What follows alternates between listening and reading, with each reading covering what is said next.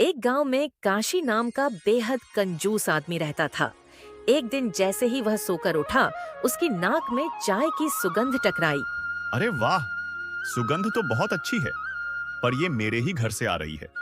कहीं ऐसा तो नहीं कि भोंदू चाय बना रहा हो? नहीं नहीं, अगर मेरे घर में चाय बनेगी तो खर्च हो जाएगा। मैं भोंदू को मना तो किया था, चाय बनाने से भोंदू को ही बुलाता हूँ। भोंदू, अरे ओ भोंदू, सुनता क्यों नहीं है? जल्दी आ।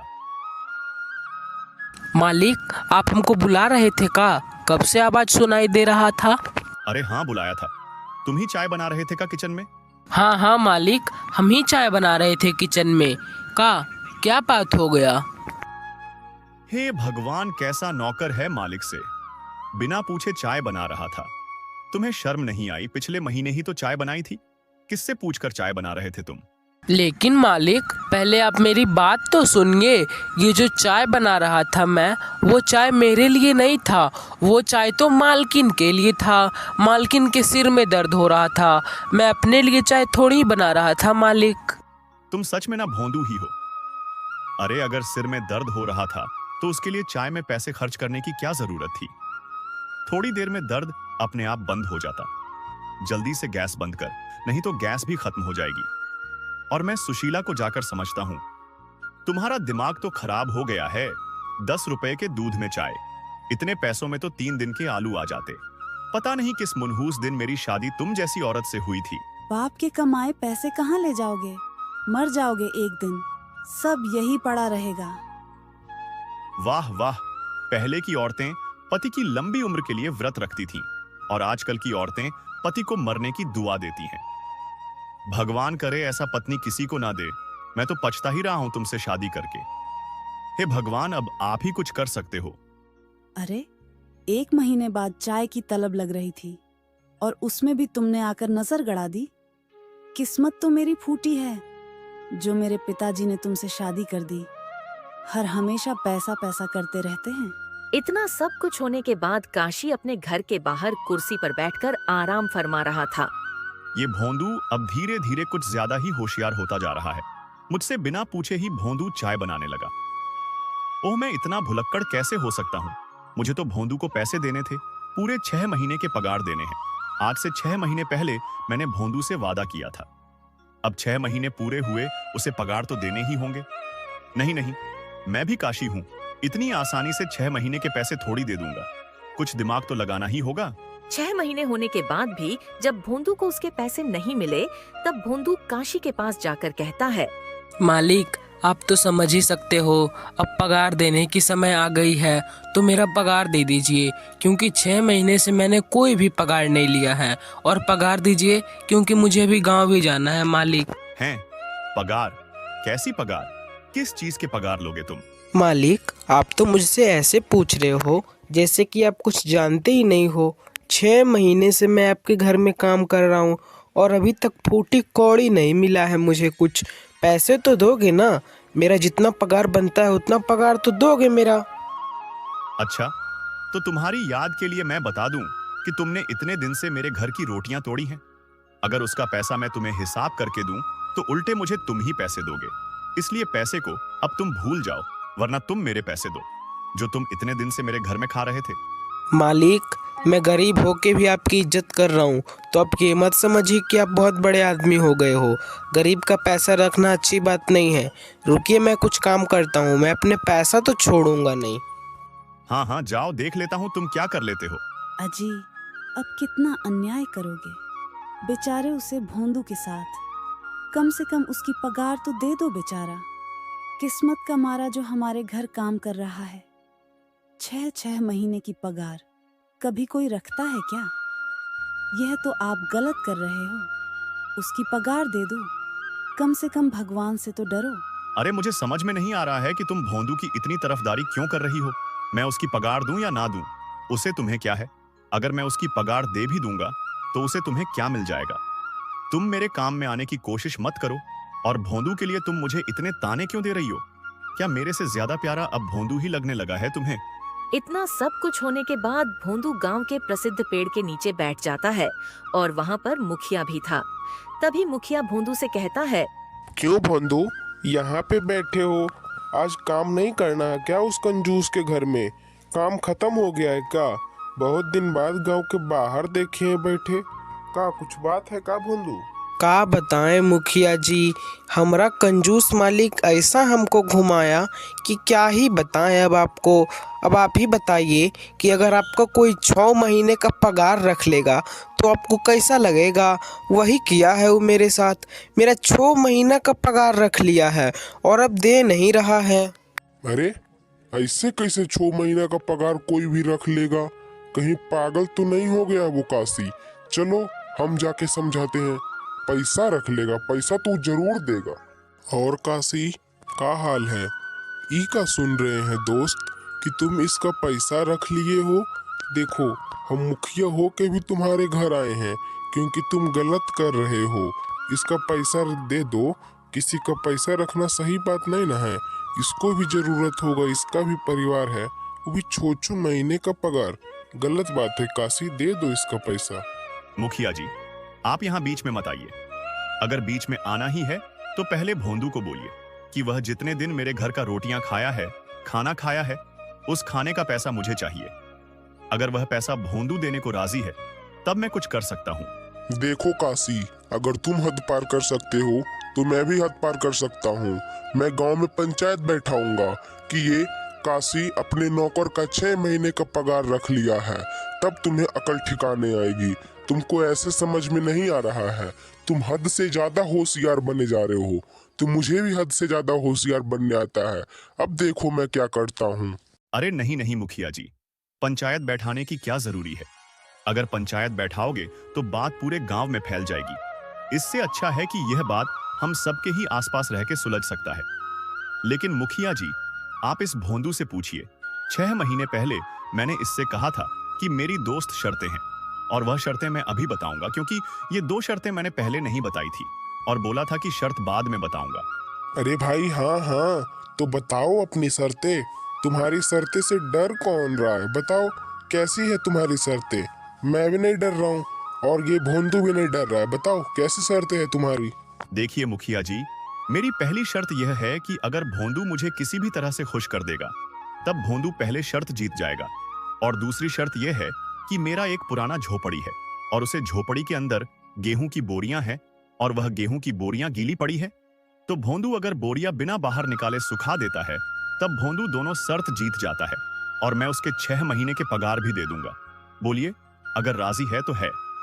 अरे भाई ये कैसी शर्त है? शर्त भी ऐसी बताओ कि जो आदमी कर सके। चलो कोई बात नहीं, करने की कोशिश करेगा, देखते हैं। लेकिन देखिए मुखिया जी, इसके लिए भोंदू के पास टाइम तो जितना चाहे उतना है, लेकिन यह दोनों शर्त भोंदू जितने दिन तक पूरा नहीं करेगा इतने दिन तक भोंदू घास की रोटी और घास की सब्जियां ही खाएगा। इसके अलावा उसे कुछ भी खाने को नहीं मिलेगा। अब यह भोंदू पर निर्भर है कि भाई भोंदू कितने दिन में इसे पूरा कर पाता है। अगर वह चाहे तो इसे आज भी पूरा करके आज ही अपने पैसे ले सकता है। उसे समय की कमी नहीं है। अरे भाई ये तो सरासर अन्याय है, लेकिन कुछ नहीं कर सकते हम। हमको भी अब पता चल गया है। चलो कुछ भी करके इसका पैसा तो मिलेगा। कोशिश करना भोंदू। आपको क्या लगा मुखिया जी की आप आएगा तो भोंदू का परेशानी दूर हो जाएगा? हम भी काशी हैं, हमसे ज्यादा होशियारी काम नहीं देता है। जाइए अपना काम कीजिए। आपको क्या लगा? आप इतना देर मेरे घर के बाहर रहिएगा तो चाय आएगा। चाय में हम 10 रुपए क्यों बर्बाद करें? इतने पैसे में तो 3 दिन के आलू आ जाएंगे। इतना सब कुछ होने के बाद भोंदू फिर से उसे काशी के घर में आ गया और काशी के यहाँ कंजूसी भरी जिंदगी में उसके घर में काम करने लगा। और बता भोंदू, कुछ सोचा है कि नहीं कि घास की रोटी और घास की सब्जी खाने में ही मजा आ रहा है? नहीं सोचा है तो मुझे क्या है भाई, तू खा रहा है घास की रोटी। टेंशन तो तुझे होनी चाहिए। पहली शर्त, मुझे खुश करके तो दिखा, फिर दूसरी शर्त के बारे में सोचना। अरे नहीं नहीं मालिक, क्या सोचूंगा? ऐसी शर्तें ही है कि कुछ पता ही नहीं चलता है। सोचने का क्या है इसमें? हमको तो नहीं लग रहा है कि हमसे पूरा होगा। लगता है घास ही खाना पड़ेगा। क्या बताएं अब आपको, देखते हैं आगे क्या होता है। भगवान की कृपा जो होगा सो देखा जाएगा। देख भोंदू, उन्हें मैं बहुत अच्छे तरीके से जानती हूँ। वो ऐसे तो खुश होने वाले नहीं हैं। तभी तो उन्होंने ऐसा शर्त दिया है तुम्हें, ताकि तुम मुझे पूरा न कर पाओ। लेकिन मेरे पास कुछ आइडिया है जिससे कि तुम उन्हें बहुत आसानी से खुश कर सकते हो। और दूसरा, शर्त का भी समाधान मुझे पता है। हाँ हाँ मालकिन, आप जैसा बोलोगी मैं वैसा ही करूँगा। आप बस मुझे आइडिया तो बताइए, क्योंकि मेरा तो दिमाग ही नहीं काम कर रहा है। देख भोंदू, मैं तुम्हें जैसा बोलता हूँ तू सिर्फ वैसा ही करना।